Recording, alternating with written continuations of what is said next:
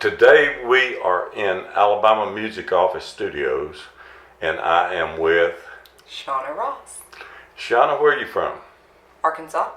Arkansas. I am. Really? What part? It's a little town called Allred, Arkansas. So if you imagined Little Rock, it's about 3 hours north in the boonies, the country. That's bluegrass country. Yeah. Did you pick up bluegrass early on, or? Not so much. There's a lot of campfire guitar picking. I wouldn't necessarily call it bluegrass.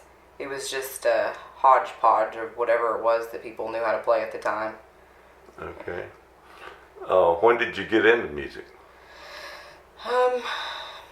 That started really early. I was probably 5 or 6, and my mom dated a lot of musicians, so I sort of began loving music then. But I didn't decide to play until I was 16, and I don't know why. I just suddenly wanted a guitar for my birthday, so I got one, and then I just never put it down. Okay, and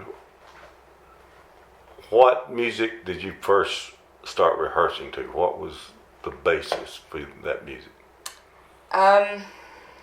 Honestly, my own, because I had learned some basic guitar chords, and instead of just playing them over and over again to nothing, I just decided to start writing words, and they became songs, and then I would just sing to them, and I never really learned anybody else's song until maybe a couple of years later.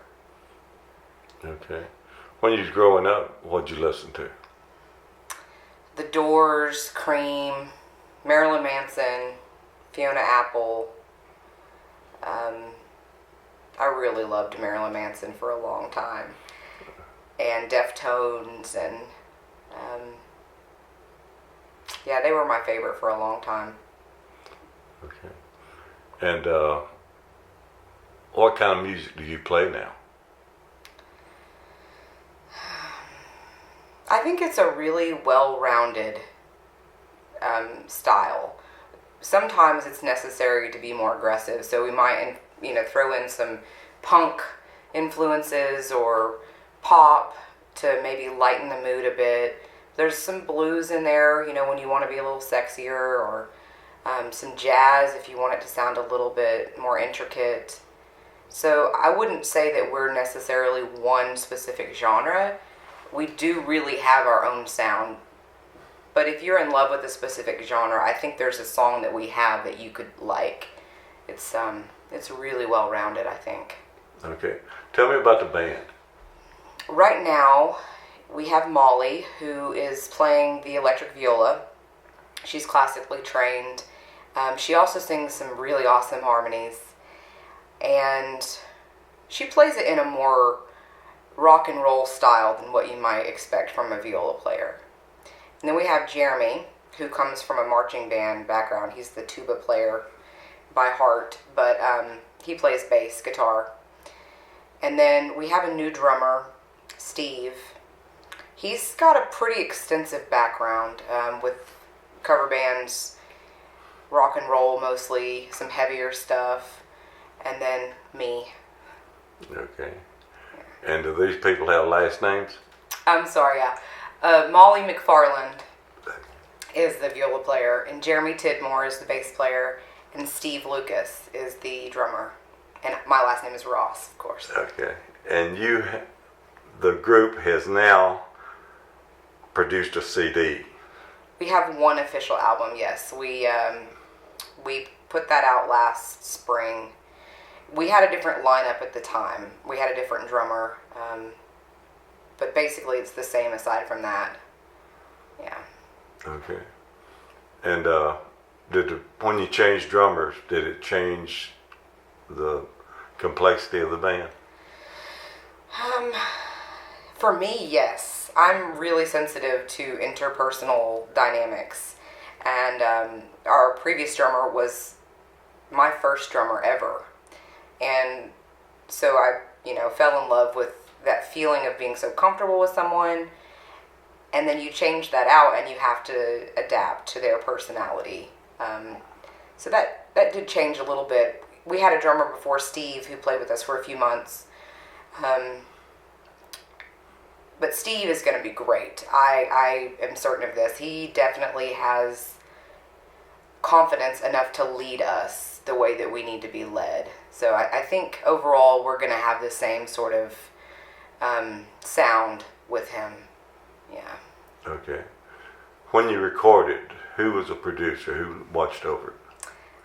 Les Newby. I love that man. He's wonderful. It's over in Homewood. It's Ol Elegante Studios. And he did a fantastic job. Yeah, and it wasn't even just about the sound, but I think as a producer, it's important that you know how to get the best out of each person in the band, and that's not always the same formula. You know, you need to know them and know how to sort of push them to challenge themselves, and he is skilled at that for sure. Okay. And do you have another CD in the works? Yes and no. I'm always writing music, always. So there's the yes part of that. The no part of that is that we are not actively working towards a specific date, or even really a concept so much as a band. You know, we just got this new drummer. Our first show with him is in a couple of weeks, so we need to focus more on that before we go into the studio. But there's definitely gonna be some new songs out pretty soon. Are you going to tour to support the CD you have? I suppose that's one reason.